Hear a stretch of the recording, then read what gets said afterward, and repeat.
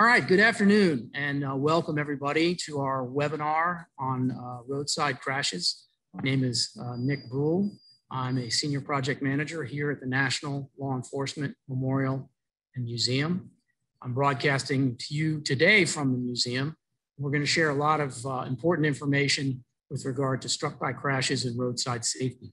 Today I have with us Will Price from the National Highway Traffic Safety Administration's Enforcement and Justice Services Division. Then joining us after my presentation will be Jack Sullivan, who's the Director of Training for the Responder Safety Institute, as well as Steve Austin, Project Manager with the Responder Safety Institute. So welcome everybody, thank you for joining us, and I'm going to turn it over to Will Price. Good morning, or good afternoon. It's still morning here in Phoenix. Thank you, Nick, for including me. I've just got a couple of brief thoughts to share with everybody and a little bit of information.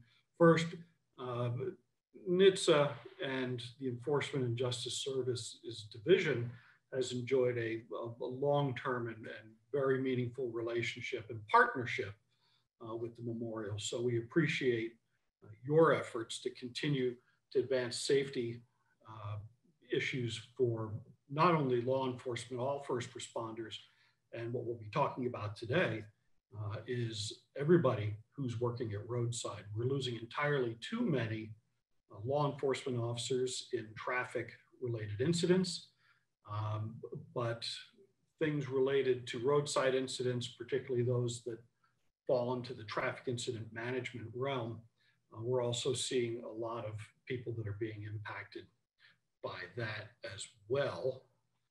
So again, thank you for joining us. A couple of things for our audience to know and understand. At NHTSA, we have a very, very strong sense of protecting to the degree that we can, doing everything we can to protect the people that essentially carry our water. Our programs don't really work without the participation and engagement of law enforcement. So it's very important to us internally to make sure that we not only honor the work that those folks do, but to honor the memory of those that have been lost in the line of duty and traffic-related incidents. You can see on the screen that this is an image of one of the displays we have at headquarters in Washington. And unfortunately, it's updated too often, but we make sure the folks that we work with see this every day. These are very prominently displayed and depict law enforcement officers, troopers, deputies who have been killed in traffic-related incidents and a little bit of information about them. Our internal communications every day, this is a prominent issue of our internal daily communicator, where we remind people of the sacrifices that these men and women have offered. And when these incidents do occur, we work with the memorial to not only gather that information, but we send letters of condolence to the agencies as a gesture of goodwill. And of course, we continue to coordinate with all of our partners and the memorial to reinforce good safety habits. It's critical to keep in mind that most of these traffic-related incidents are preventable, and we should do everything we can to protect our first responders in that regard. So part of that effort, obviously, the move over laws, every state has them. We market materials for that to advance the promotion of move over laws, but we have also, in the past year, were directed by Congress to lead efforts that will contribute to the safety of first responders and others who are working at roadside. That direction was very specific, and Congress directed NHTSA to evaluate driver behavior and technology issues that protect first responders and others working at roadside. So that's law enforcement officers, fire and EMS personnel, highway safety or highway workers who are doing their thing, and the towing and recovery industry. And what a lot of folks don't know, and it's important to keep in mind that all of these disciplines, all of these efforts contribute to rapidly clearing the roadway. But the towing and recovery industry suffers tremendous losses every year. I believe the latest number is 13 towing and recovery operators killed at Roadside this year to date. So it's tracking with the number of law enforcement officers who've been killed in traffic-related incidents. So part of our work and the efforts that we're undertaking to meet that congressional mandate is to support and assist efforts with our internal partners and some external partners. We are working with the Federal Highway Administration to support projects that deal with data collection activities.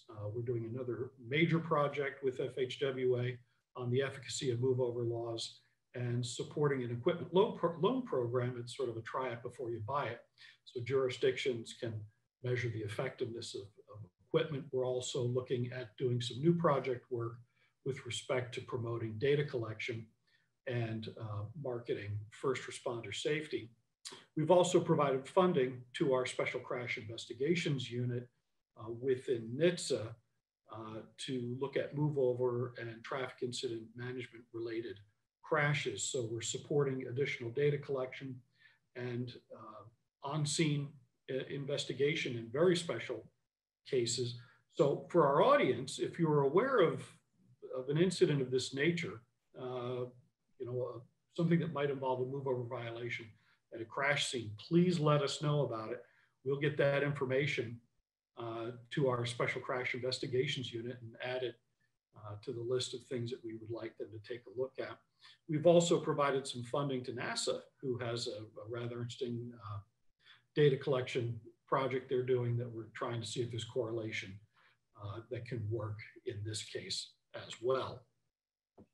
So that's a quick update on some of the things that we're doing with move over related and traffic incident management related issues. I certainly appreciate your time, and Nick, I appreciate the invitation to participate, and we'll wait till the end of the program if anybody has any questions. Yeah, thank you, Will. And that is a good point. We do want questions. If you have questions, type them in. We have Hannah Shula, who's going to be taking those questions. And then at the end, I'll do my best to go through those questions and throw them out to everybody who's joined us. I just want to tell you a little bit about what I want to do in my time with you. It's not going to be too long. As always, I'm going to for those of you who don't know, let you know a little bit about the National Memorial and the Museum and the data that we collect. I'm going to bring you up to date on where we are in terms of 2020 law enforcement fatalities, specifically traffic-related fatalities. And then I'm going to go into some of the data that we have gone through over a 5-year period. And I'll share a lot of that data with you, but a lot of it's going to be focused on what we call struck by crashes. Now, struck by crashes is essentially, I think, to most persons, a crash that occurs on the side of a road when it's a secondary to whatever incident that officer is handling. And I know that our guests, Jack and Steve, will explain that better. For the Memorial Fund and our capture of data, struck by is when an officer is outside of their vehicle and is struck as a pedestrian. And that can include, most of these are roadside crashes, not all of them are. For example, one year a chief was struck and killed while crossing the street to go to a meeting. But what we are talking about today in terms of my data are struck by crashes, and those do not include a crash where a trooper is in his car and they get rear-ended. We have that data, but it's considered an auto collision crash. But my point in saying that is that we understand those all occur on the roadside. So I'm going to share my screen with you now, I hope.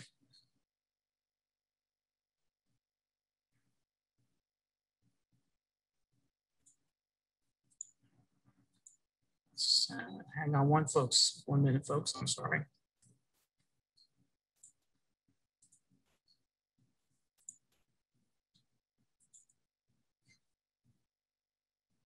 Okay, here we go. I apologize for that blip there.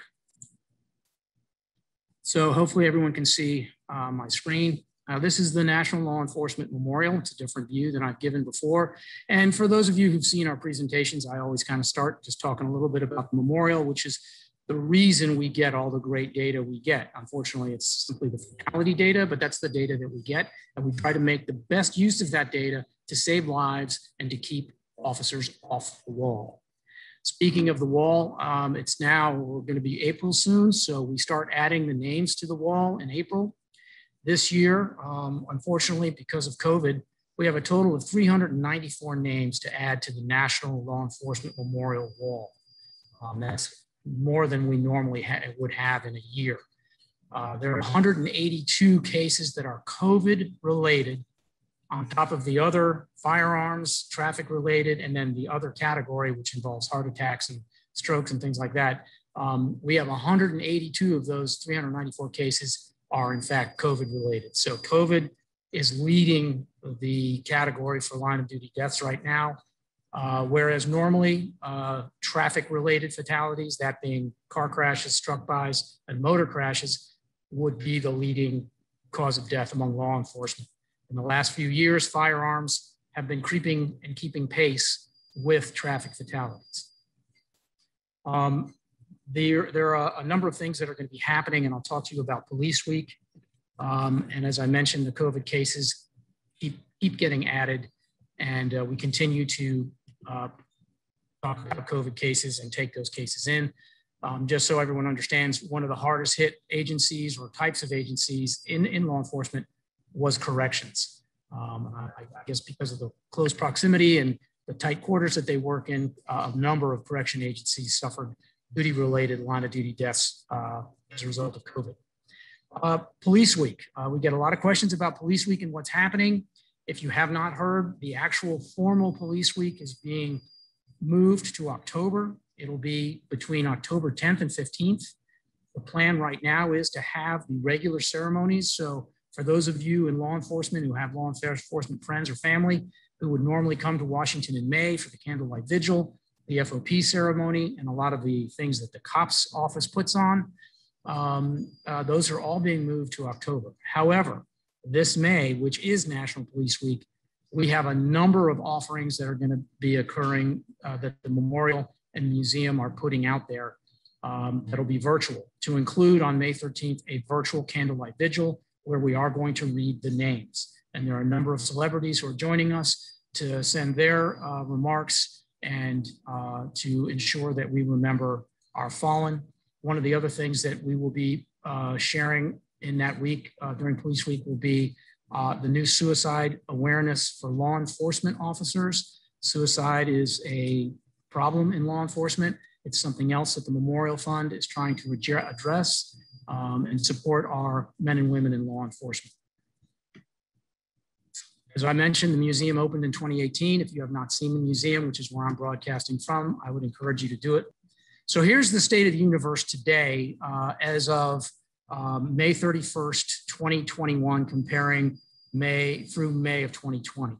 And we're just about 3% up in our fatalities. But if you would look at what we're talking about, the traffic-related fatalities, we just added another one on there this morning. And I don't know if folks were aware, there was a reserve deputy who was killed responding to a crash.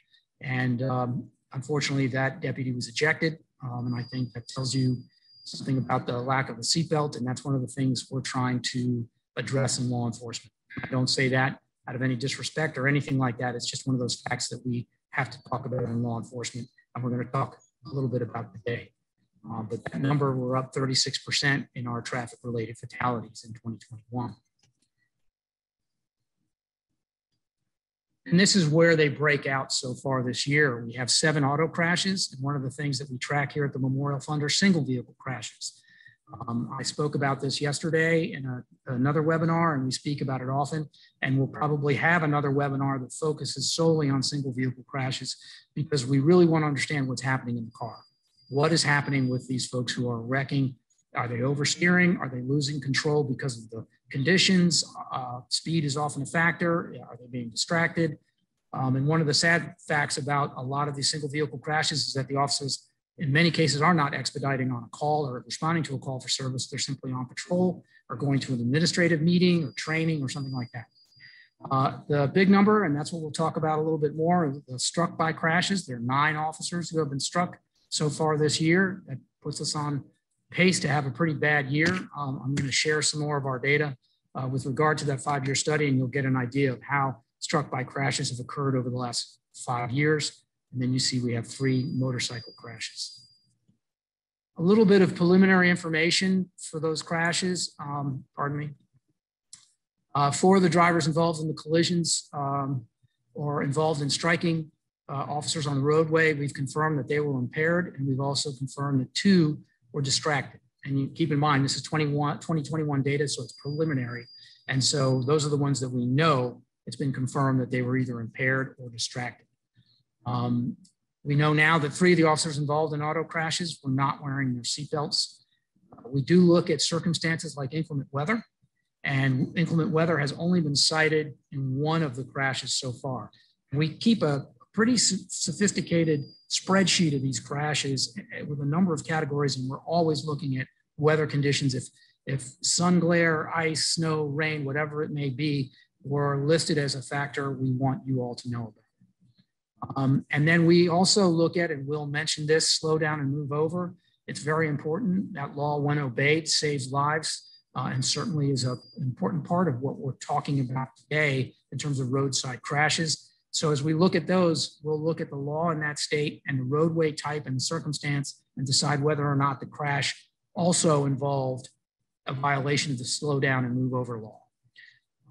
So we gather all of that data. Now, I want to talk about a 5-year study that we've done. We take big chunks of our data and we look at it to try and give the law enforcement community an idea of how these crashes are occurring, what officers are doing when they're struck or when they crash, or what's occurring in single vehicle crashes or motorcycle crashes. We try to give as much detail and background as we can to help people understand what's going on with these crashes.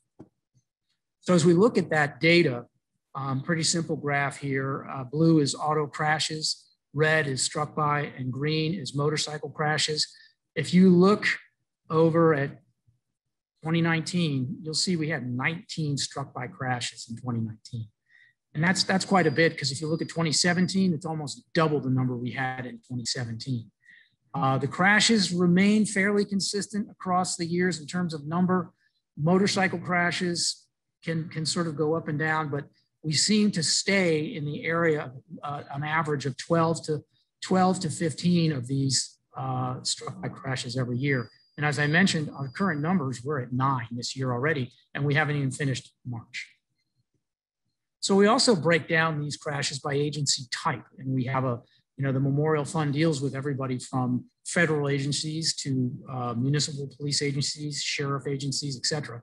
And you'll see that the largest number of crashes out of this universe of 249 crashes that occurred over that 5-year period, the largest were municipal agencies. And again, I would remind you, this is all fatality data. So in that 5-year period, 249 law enforcement officers lost their lives in traffic-related incidents.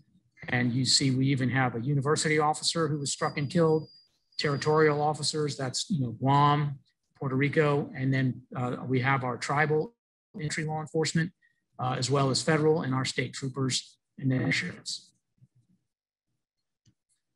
So out of the seatbelt usage, we had 151 automobile crashes in that 5 years. 47% of the officers involved in those fatal crashes were not wearing their seatbelt. I shared this statistic in a webinar yesterday, and I shared another statistic regarding single vehicle crashes. So single vehicle crashes, and when we have an opportunity, we'll get more into them in another webinar. As I mentioned, a lot of the times they're not even on a call for service, so they're not expediting, but they're still crashing. And then within the analysis we did of those 66 single vehicle crashes, we realized that 35 of the officers, or 53%, were not wearing their seatbelt. And you'll also see there that the average age was 36. It's much higher than I thought it would be, especially if folks are younger officers who like to drive around Mach 3 with their hair on fire sometimes. And it's the more mature officers who know to slow down and how to manage their vehicles. But I was surprised the average age is 36. So the states with the highest number of traffic-related incidents, and this is out of that universe of 249 crashes. You see Texas, Florida, California, Georgia, Louisiana, and Illinois were the top 6 states for crashes. Because we have NHTSA funding, we want to tell NHTSA where these are occurring, what regions for the NHTSA regions that these are occurring in. And you see region 6, which includes Texas, and then region 4, which has Florida, Georgia, and I think South Carolina. Those are the two highest regions with crash rates. And there you see regions 4 and 6 that are consistently our leading NHTSA regions in fatal law enforcement fatalities. And that's across almost every type of crash, if you will, motorcycle, struck by, vehicle crash. So we want to talk about struck by crashes, and I told you what our definition of those is. And again, here's that number as you're looking across those 5 years. 2019 had 19, which is the highest year we've had. And last year's number, I have to get you the 2020 final numbers. It was not as high as 19. I believe it was 15. So again, I mentioned the data that we try to get into about what it is the officers were doing. And as you see here, we have 46% of the officers who were struck when they're outside of their vehicles were engaged in traffic enforcement. And one caveat to that is that included in that is there was an officer who was running radar and got out of his car to adjust his radar gun and was struck. And also included in this under enforcement, really is what it is, but I put it under traffic enforcement, are officers deploying or retracting tire deflation devices or stop stays. And we'll talk a little bit about those, but that's all encompassed within that 46%. And then the other 38%, which is also concerning and is quite common, is officers being struck while on the scene of another crash, of an existing crash. If anybody remembers the horrible Nicholas B's crash, the trooper who was struck by a guy updating his Facebook page while he and another trooper were on the scene with their lights flashing with an overturned semi-tractor trailer, and the guy plowed right in, striking both troopers and killing Trooper Deeds. And distraction has to be one of the biggest things that plays into some of those crashes. We also look, as we're looking at struck by crashes, were some of them accidental? In other words, you didn't have an intent or you didn't have negligence tied to impairment or some other gross negligence that would lead to a charge. 34 of them were felonious, were deemed felonious, meaning someone got arrested and charged with reckless driving or with impaired driving or with murder, as you have some of the police officers were intentionally struck and killed by suspects. 36 were deemed accidental. 12 of the striking drivers were impaired. 4 were confirmed to be distracted. And again, we look at slow down and move over with regard to these cases. So out of those 66 struck bys, we were able to say 24 were definitely a violation of the slow down and move over order. Additional circumstances, and I mentioned this, 6 of the officers in this 5-year window were struck while deploying or removing the tire deflation devices. And the sad thing about that, and particularly in the 2020 data, where it would actually add another 4 onto the 6 we have in this set of data, is the fact that a number of these officers are struck by other officers. I believe we had 3 incidents, and I think 2 of them, or perhaps 3, were in 2020, where officers involved in stop stick incidents or in other enforcement incidents were struck by other police vehicles, whatever it was that was going on. And that, nobody wants to have to try and live with that. And then again, we look at weather conditions. So 5 of the crashes in that study, we could say were absolutely affected or contributed to adverse weather conditions. The most common weather condition we hear is causing crashes is ice. So what can be done? I mean, what do we tell people? What are the solutions for this? What are the tactics that we engage to use to make it better, to make it safer? Of course, we're not going to keep these all from happening, but there's certainly some prevention that can go in, and there's some steps we can take to increase the chance and the possibility of our officers being safe. Wearing your reflective vest, and we may hear more from our folks at Responder Safety, the Responder Safety Institute about that. Position your vehicle. You know, if you turn your wheels and get that vehicle pushed out to create that safety lane when you're walking to make that traffic stop and conduct a right side approach, those are really sound things, but there's still agencies around the country that for whatever reason are not doing right side passenger approaches, and they should. If you're on a 4-lane highway and you've got a car pulled over on the shoulder and you pull up behind a car and you create that space, and you should walk over to the passenger side. It gives you a very good look into the vehicle, and it allows you to conduct your business in a much more safe manner. Also, make sure you're marking your vehicles with good, strong reflective striping. I don't want to call out any agencies, but I see more and more agencies going to black police cars. Some of them are black SUVs, and it's really not until you get up close that you can tell it's a police car, and some even have this subdued writing on the side that's just reflected. So that doesn't help anybody in the daytime or dusk, or especially at night. I know you might have some reflective striping on there, but the chevron striping is important. And then, of course, learn about TIMS, the Traffic Incident Management class, and you're going to hear more about that from our friends at the Responder Safety Institute. So I'm wrapping up here. The couple things I want you all to know, and I mentioned these on all of our webinars. We provide, with all this analysis, we put out little mini presentations. We also create fact sheets. Those have all been updated, and once they're approved, they will be up on our website. You can just go to lawmemorial.org and hit Officer Safety, and on that top navigation bar that says Officer Safety, the drop down will lead you to NHTSA and all of our resources there. And as I said, they're about to be updated. We also continually push out safety messaging on all of our platforms. That's Instagram, Facebook, and Twitter. We do make videos. These are some older videos that we make. We're in the process of identifying another agency that we're going to add. It's a struck by crash with an officer whose dash cam caught him being struck from behind by a vehicle that ignored the cones while he was directing traffic and clipped him on his right side.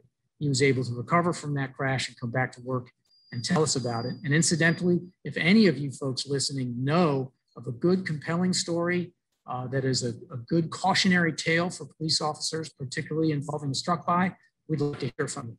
And we'll do the research into whether or not that's a viable video for us to make, but we're always looking to enhance our police safety videos, which is what I call them, to share so people can hear from the horse's mouth about what happened to them. I would encourage you to click on these two videos here, Heather and Jerry, both compelling stories, particularly Heather's, even though it's an older story. She was struck while conducting We also do quarterly reports, so you'll see them updated. In April, I'll start working on our first quarter 2021 report, and you'll have all the data that I've shared with you, plus more, and take us right up through the first quarter of 2021. So that is me, my contact information there.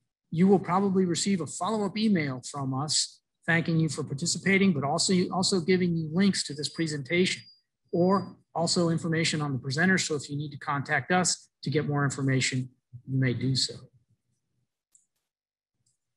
So I'm going to stop sharing my screen now. I'm going to introduce Jack Sullivan and Steve Austin from the Responder Safety Institute. Take it away, guys. Actually, Steve's going to start, and I'm going to share my screen here. And Steve, you just tell me when you need me to advance a slide. Okay, well, good afternoon, good day to everyone that logged in here for this webinar. We're real pleased to be able to participate. We have a long relationship with the National Law Enforcement Officers Memorial Foundation. Personally, it goes all the way back to 2001 for me, but with Nick and others there at the Memorial Foundation, we think have contributed toward making officers safer as they work on a very dangerous place on the nation's roadway and moving traffic. Well, who are we? We're the Cumberland Valley Volunteer Firemen's Association, and we established the Responder Safety Institute. We've been around as an association since 1901.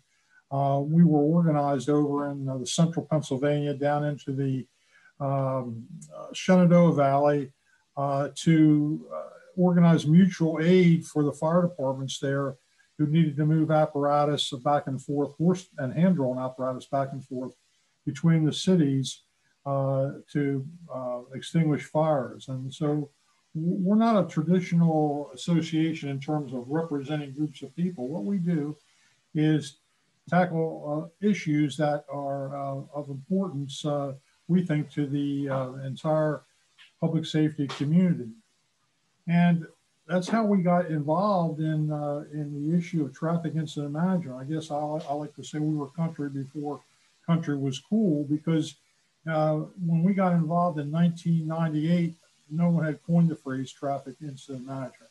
Well, how did we get involved, and how did the Responder Safety Institute come about? The Responder Safety Institute is simply a committee of our association, and we got involved in 1998 when there were two fatal crashes involving responders being struck, one on the Pennsylvania Turnpike in near Lionville, Pennsylvania, that a tractor trailer lost control, injured 9 firefighters, and killed one, who were on the scene of a minor incident trying to mitigate that. As my partner Jack would tell you, that to this day, we believe that is the largest incident that resulted in the largest number of injuries and unfortunately a fatality. Shortly thereafter, there was another fatality down on I-81 in Maryland, just south of the border of, or the intersection of I-70, in which the fire police officer was struck and killed. And as a result of those two incidents, we decided as an association that we were going to tackle what had not yet been tackled really by anyone in public safety, the problems having to do with struck by incidents and the dangers that folks face working and moving traffic. The first thing we decided to do, I guess, as a foundation for this entire project that we took on, was that we were going to pitch the biggest tent possible. And what we mean by that is anyone that had worked or would like to work or wanted to contribute to solving the problem of struck by incidents on the roadway, we wanted to come inside and we wanted to share knowledge with them. And we wanted them to share knowledge with us. And as a result, we have become fairly well known across the country for adopting this big tent approach. But it's only been successful because we have the numbers of different entities that are working on the roadway and their associations. We have a great relationship, as I mentioned, with the National Law Enforcement Officers, but also we do work with the Police Foundation. We share content with them in their programs. We're members of the Federal Highway Administration's TIM Executive Leadership Group, where we interact with law enforcement, all the major law enforcement organizations that belong there along with us. Jack, who you'll be talking here in a moment, provides a lot of input to the National Committee for the Manual for Uniform Traffic Control Devices. We were the first, I think, organization that gave public safety input to the MUTCD, and we're proud of that relationship we have there. The National Fire Protection Association, NFPA 1091, actually has a multidisciplinary TIM professional qualification standards. I'm honored to be able to chair that group, and we're in the second edition and working on the third edition of NFPA 1091. That document's been around now over 10 years. We have university-based research partners for research that we do. Some of those include the University of Alabama Transportation Institute, Embry-Riddle Aeronautic University in Daytona Beach, Florida, Rensselaer Polytechnical Institute in New York, and also we've done some work with the University of Albany Medical Center. We're pretty active in coalitions. We support the Rural Roads Coalition. We have great relationships with the tollways. One of our valued partners is the Pennsylvania Turnpike Commission. We do lots and lots of work with them. We participated just last Saturday in a very large Move Over PSA event. Took place in Pennsylvania. A number of our folks were there. We also have a very aggressive public education campaign.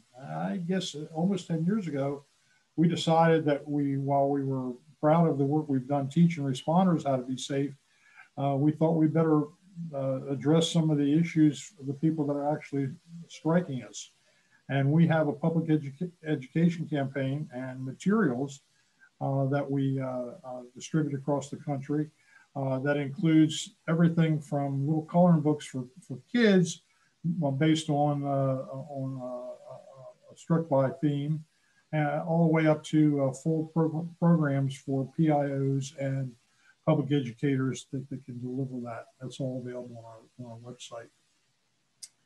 Our crown jewel is respondersafety.com, our website that we established way back in 2000. Respondersafety.com has over 10,000 pages of content. If there's something about working on the roadway, struck by incidents, you're going to find that on our website or a link to where else you can get it. We are the only agency in the country, whether public, private, that actually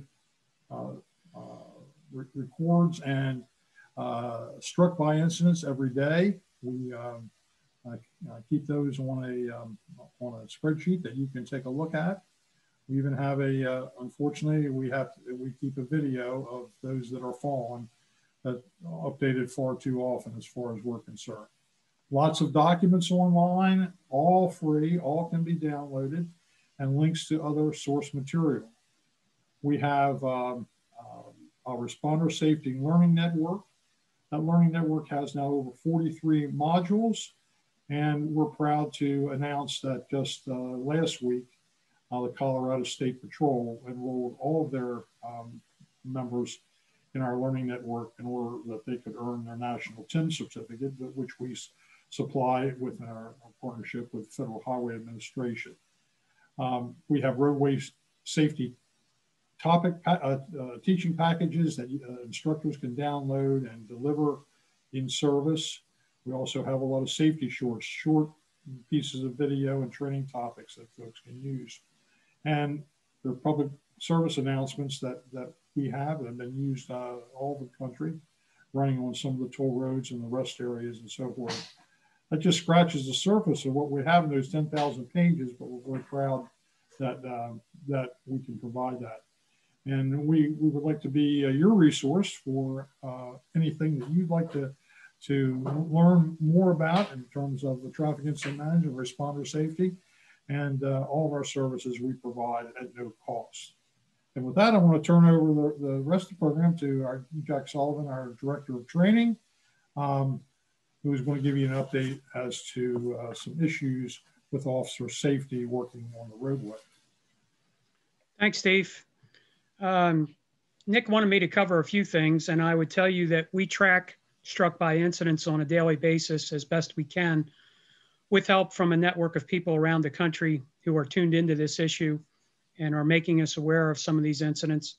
Unfortunately, we have to depend on the news media for some of the details.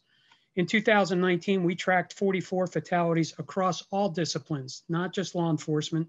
That includes towing and recovery, mobile mechanics, fire and EMS, and safety service patrol operators.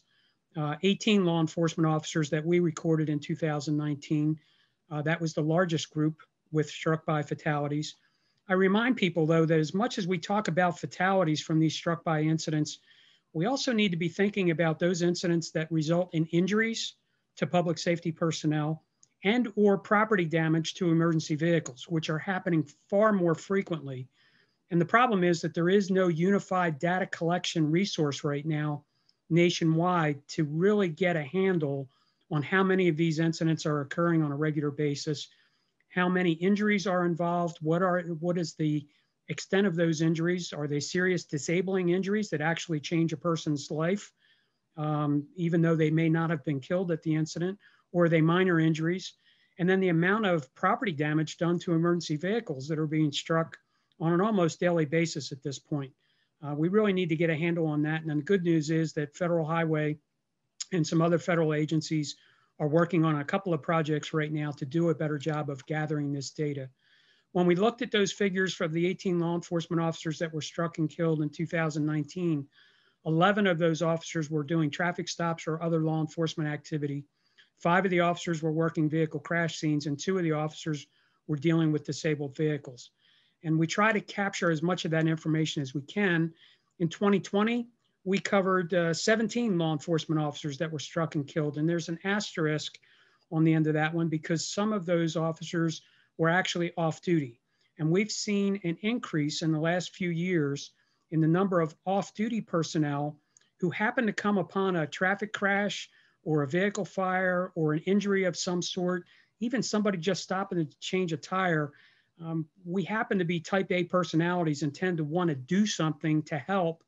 And we've noticed that there's an uptick in the number of public safety people who stop to help off duty at an incident and are subsequently struck and killed. We had 4 firefighters and EMS personnel that were struck and killed in 2020, and at least one of them was off duty also. And last year we had 3 safety service patrol operators that were also struck and killed. This year we're at the, so far we've got 8 that we've recorded struck and killed across all of the disciplines, 8 in law enforcement. 4 of them were working at crash scenes, which seems to be a pretty common theme throughout all of the years that we've tracked this information. And in many cases, we attribute that to what we call D drivers.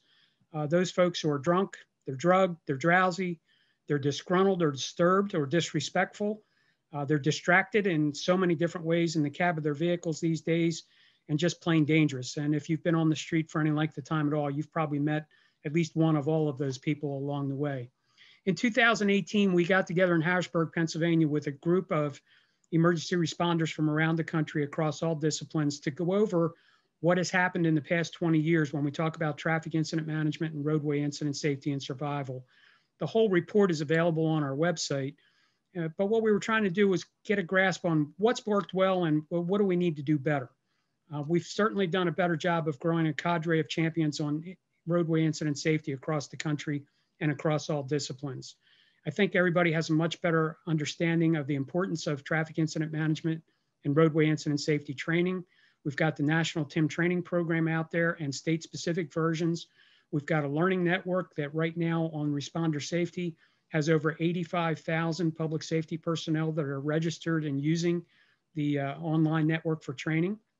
We've seen legislative initiatives like Move Over and hands-free laws, and we've identified and shared best practices as best we can.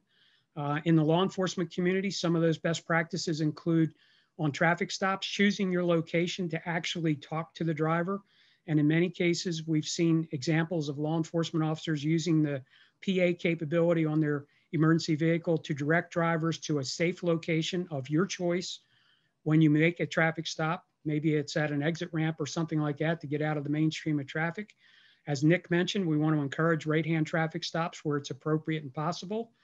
Using backup emergency vehicles upstream of where you're doing your traffic stop to warn oncoming vehicles and remind them to move over. In some cases, it might be a safety service patrol vehicle. It might be another officer in a police vehicle. It could be anyone that has the ability to provide some sort of upstream notice that there's activity going on up ahead.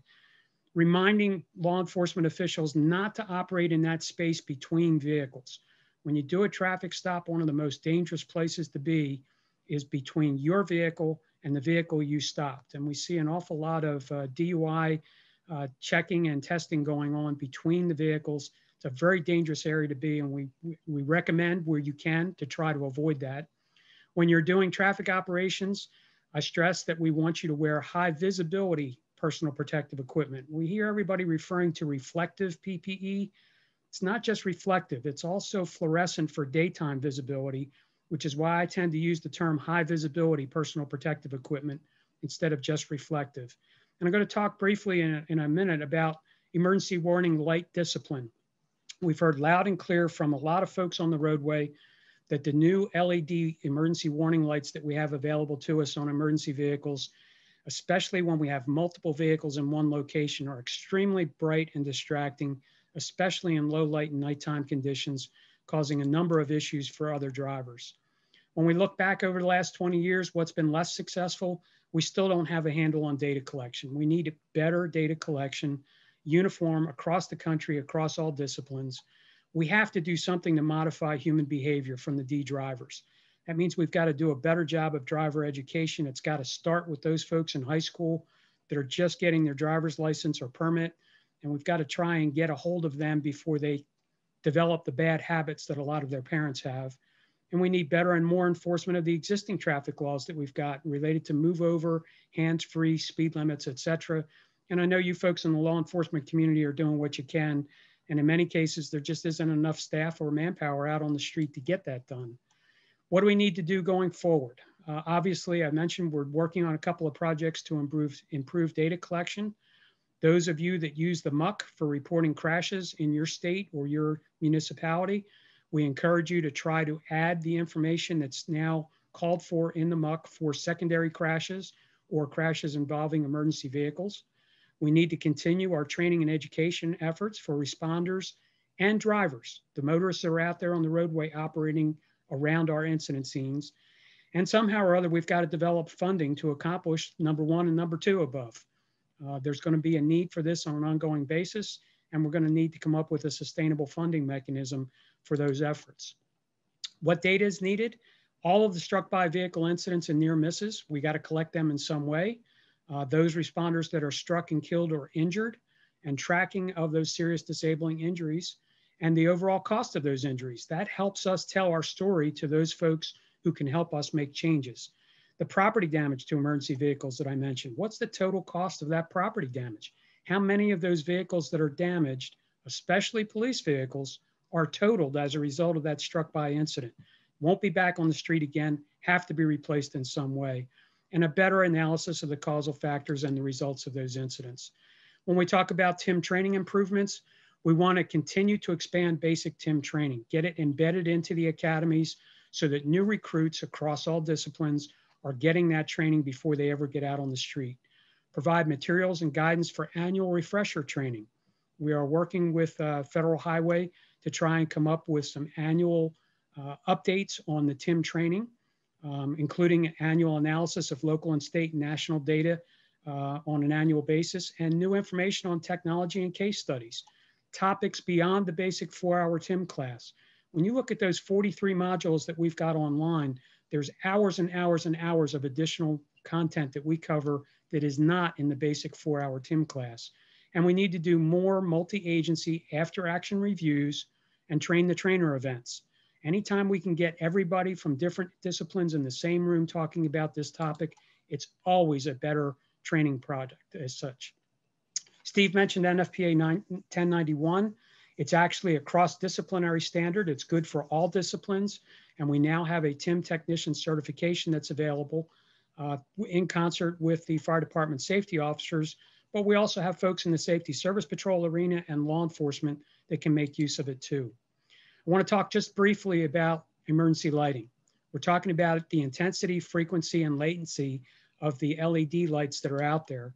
Those of you who have been in the business for a period of time might remember that when strobe lights first came out, a lot of people complained about how bright they were.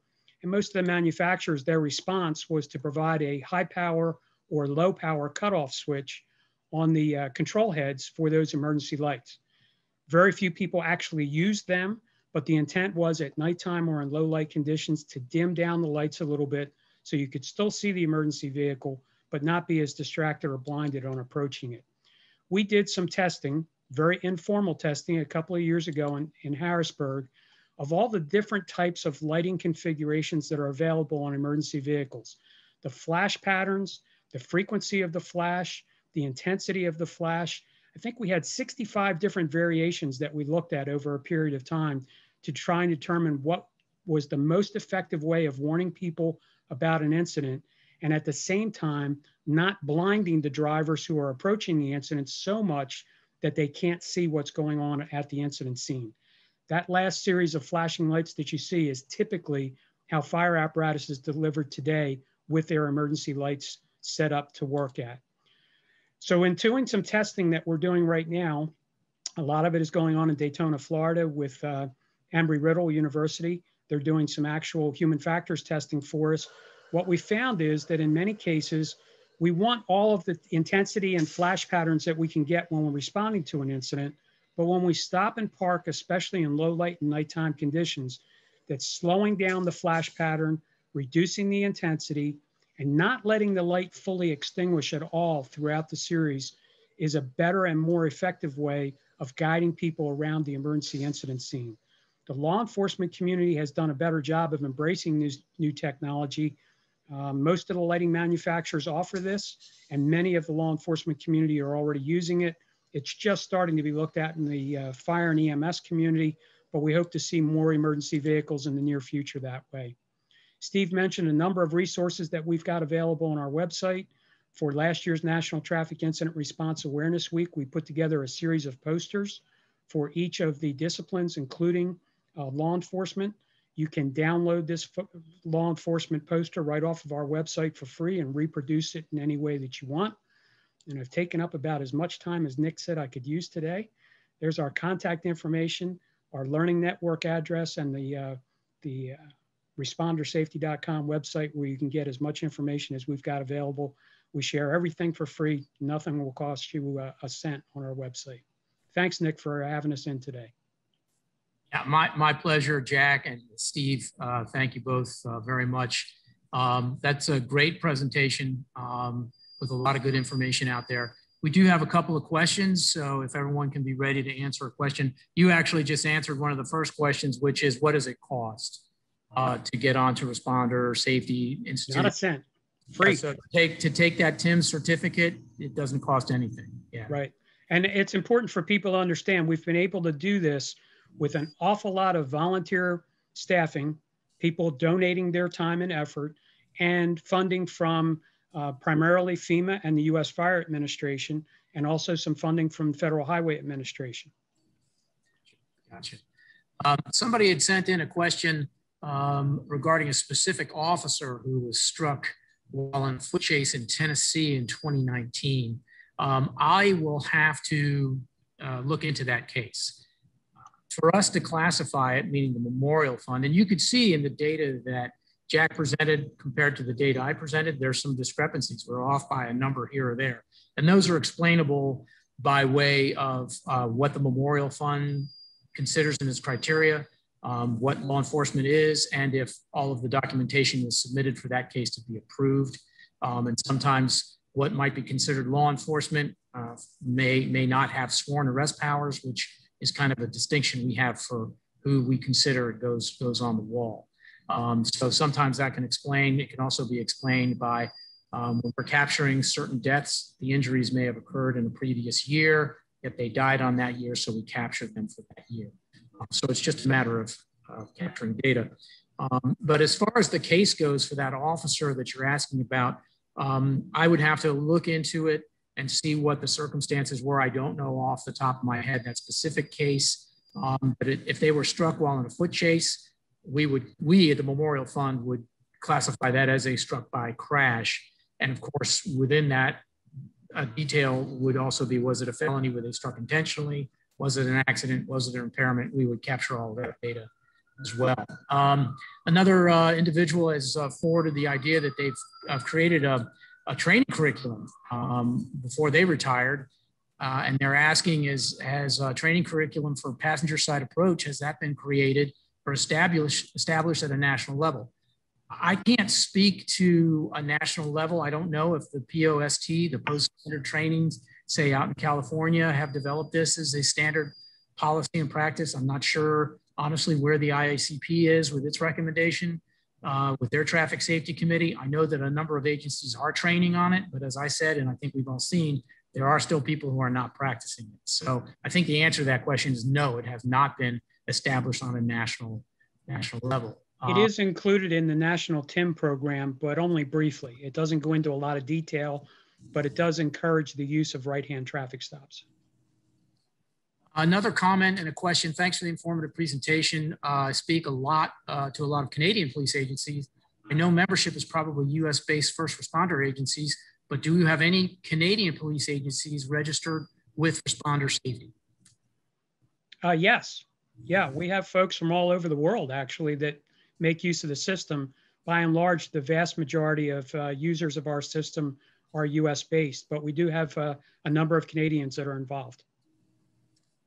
And then the final question here is, I'm aware that the MUTCD, I used to call it the MUCTUD, you guys call it the MUC, I'm not sure what the difference is, requires first responders to wear high visibility vests during traffic operations outside of traffic stops and firefighting. Are you all familiar with the OSHA fine is for a first responder who is found not wearing a reflective vest during a traffic incident? I am not aware of that. Yeah, I can speak to that a little bit. Two things to remember. There's federal OSHA and there are OSHA states. So the first thing you have to look at is if you are operating in a state that is considered an OSHA state. The difference there is that a state under federal OSHA does not necessarily apply to public safety employees. An OSHA state, like the Commonwealth of Virginia, where I'm at now, does include public safety personnel, and public safety personnel have to follow the OSHA standards that the Commonwealth of Virginia in this particular state have put out there.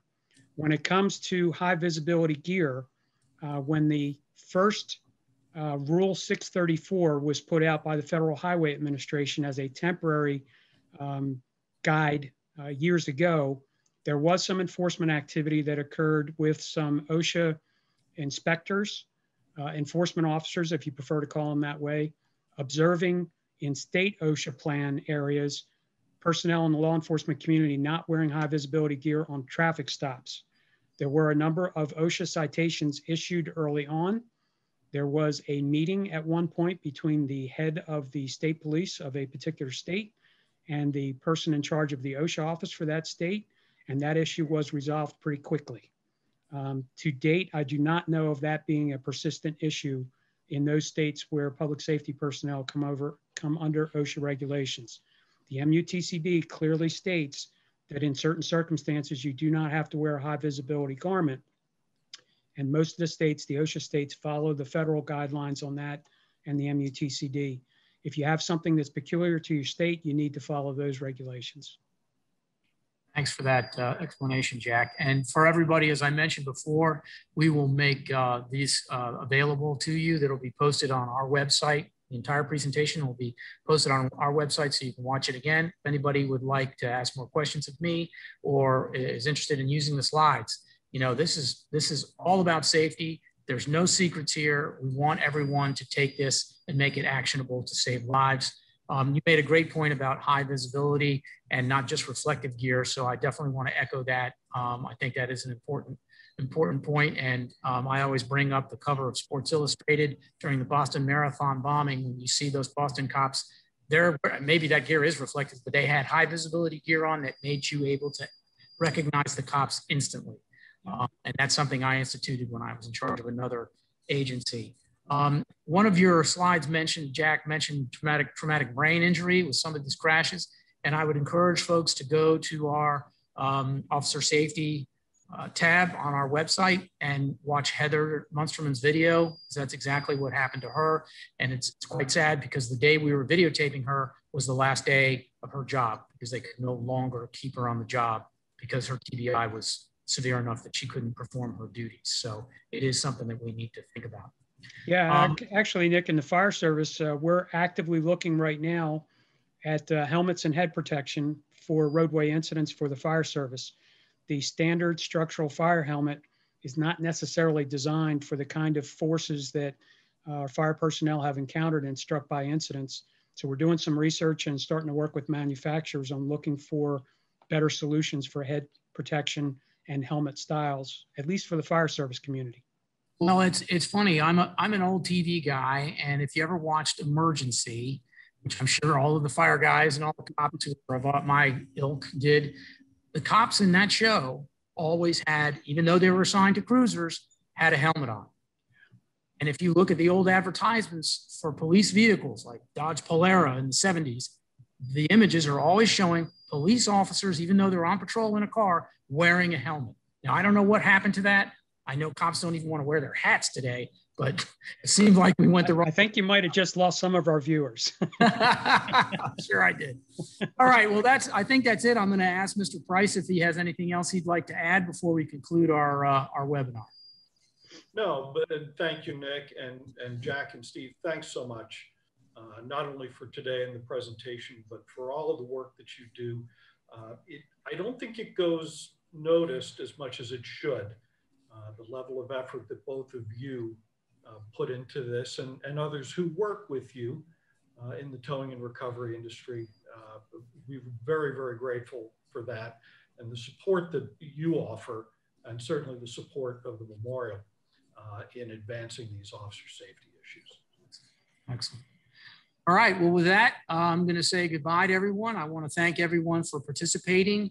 And again, you'll find this up on our website, and you'll be able to, we'll be sending out a follow-up email. So if you want to get more information, just pick which one of us you want to get the info from and send us an email, and we'll get right back to you. Thank you all very much.